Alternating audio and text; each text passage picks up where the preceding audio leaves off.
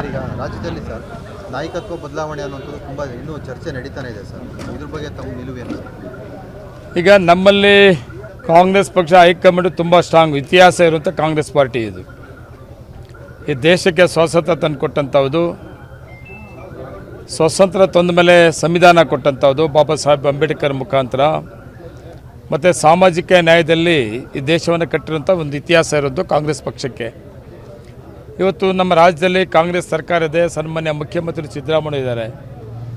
ಇವತ್ತು ಮುಖ್ಯಮಂತ್ರಿ ವಿಷಯದಲ್ಲಿ ಈಗ ಮಾಧ್ಯಮಗಳಲ್ಲಿ ಬೇಕಾದಷ್ಟು ಚರ್ಚೆಗಳಾಗ್ತಾ ಇದೆ, ಮತ್ತು ಒಂದು ಕಡೆ ಅಭಿಮಾನಿಗಳು ಈ ಕಡೆ ಆ ಕಡೆ ಕೂಡ ಮಾತಾಡ್ತಾರೆ, ಅದು ಸಹಜ ಇದೆ. ಆದರೆ ಫೈನಲ್ ಹೈಕಮಾಂಡ್ ಇದೆ ನಮಗೆ. ಇವತ್ತು ಸನ್ಮಾನ್ಯ ಮುಖ್ಯಮಂತ್ರಿಗಳು ಸಿದ್ದರಾಮಯ್ಯ ತುಂಬ ಬುದ್ಧಿವಂತರಿದ್ದಾರೆ. ಅವರು ಕೂಡ ಇವತ್ತು ನೋಡ್ತಾ ಇದ್ರಿ ಎಷ್ಟೊಂದು ಗೌರವವಾಗಿ ಮುಖ್ಯಮಂತ್ರಿಗಳು ಉಪಮುಖ್ಯಮಂತ್ರಿಗಳನ್ನ ಜೊತೆಯಲ್ಲಿ ಕರ್ಕೊಂಡು ಹೋಗುವಂಥದ್ದು. ಮುಖ್ಯಮಂತ್ರಿಗಳು ಅವ್ರ ಮನೆಗೆ ಏನು ಇವತ್ತು ರಾಜ್ಯದಲ್ಲಿ ಒಂದು ಗೊಂದಲ ಇದೆ, ವಿರೋಧ ಪಕ್ಷದವರು ಮಾತಾಡ್ತಾರೆ, ಮಾಧ್ಯಮಗಳು ತೋರಿಸ್ತಾರೆ, ನಾವೆಲ್ಲ ಒಟ್ಟಿಗೆ ಒಗ್ಗಟ್ಟಾಗಿದ್ದೀವಿ ಅನ್ನೋದಕ್ಕೆ ಸನ್ಮಾನ್ಯ ಮುಖ್ಯಮಂತ್ರಿ ಸಿದ್ದರಾಮಯ್ಯವರು ಉಪಮುಖ್ಯಮಂತ್ರಿಗಳಿಬ್ಬರು ಮನೇಲಿ ಕೂತು ಬ್ರೇಕ್ಫಾಸ್ಟ್ ಮಾಡಿದ್ದು ಕೂಡ ನೋಡಿದ್ದೀರಿ.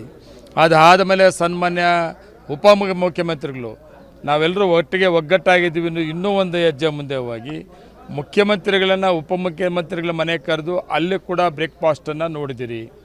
ಇದು ನಮ್ಮ ಕಾಂಗ್ರೆಸ್ ಪಕ್ಷದ ನಾಯಕರ ಒಗ್ಗಟ್ಟು. ಇವತ್ತು ಇದು ಸಹಿಸ್ಕೊಳ್ಳೋಕ್ಕೆ ವಿರೋಧ ಪಕ್ಷದವ್ರು ಆಗ್ತಾಯಿಲ್ಲ.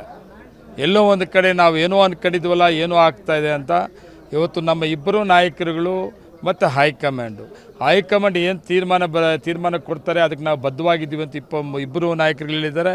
ಮತ್ತು ಜೊತೆಗೆ 28 ಎಲೆಕ್ಷನ್ ಚುನಾವಣೆ ನಮ್ಮ ಮುಂದೆ ಚಾಲೆಂಜ್ ಆಗಿ ತಗೊಂಡಿದ್ದೀವಿ ಅಂತ ಮುಖ್ಯಮಂತ್ರಿಗಳು ಉಪಮುಖ್ಯಮಂತ್ರಿಗಳು ಎಲ್ಲ ಸೀನಿಯರ್ ಕಾಂಗ್ರೆಸ್ ಪಕ್ಷದ ನಾಯಕರುಗಳು ಮತ್ತು ರಾಷ್ಟ್ರೀಯ ನಾಯಕರುಗಳು ಮಲ್ಲಿಕಾರ್ಜುನ ಖರ್ಗೆ ಇರ್ಬೋದು, ಮತ್ತು ನಮ್ಮ ರಾಹುಲ್ ಗಾಂಧಿ ಅವರವರು ಇರ್ಬೋದು, ಇವರೆಲ್ಲರೂ ಕೂಡ ಒಟ್ಟಿಗೆ ಒಗ್ಗಟ್ಟಾಗಿರೋದ್ರಿಂದ ಏನೇನೂ ಆಗಲ್ಲ. ರಾಜ್ಯದಲ್ಲಿ ಕಾಂಗ್ರೆಸ್ಸು ಇನ್ನೂ 2.5 ವರ್ಷ ತುಂಬ ಬಲಿಷ್ಠವಾಗಿ ಮುಂದುವರಿತದೆ. ಸರ್, ಈಗ ಗೊಂದಲ ಇನ್ನೂ ಹಂಗೆ ಇದೆ ಸರ್. ಇದು ಏನಾಗುತ್ತೆ ಏನು ಅಂತೇಳಿ ಶಾಸಕರು ಕೂಡ ಹಲವಾರು ಬಾರಿ ಹೇಳ್ತಾ ಇದ್ದಾರೆ, ಬೇರೆಯವರು ಇದನ್ನು ಹೈಕಮಾಂಡ್ ಬೇಗ ತೀರ್ಮಾನ ಮಾಡಬೇಕು, ಇದೇನೋ ಒಂದು.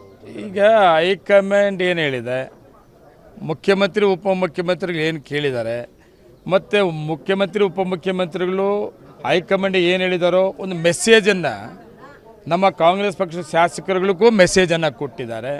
ವಿರೋಧ ಪಕ್ಷದವರು ಕೂಡ ನಮ್ಮ ಒಗ್ಗಟ್ಟು ಏನೋ ತೋರಿಸಿದ್ದಾರೆ. ಮಾಧ್ಯಮಗಳು ಕೂಡ ಎಲ್ಲೋ ಒಂದು ಕಡೆ ಏನೋ ಅಂತೇಳಿ ಏನೋ ಮಾಧ್ಯಮಗಳಲ್ಲಿ ತೋರಿಸ್ತಾರೆ, ಅವರು ಕೂಡ ಹೇಳ್ಬಿಟ್ಟಿದ್ದಾರೆ.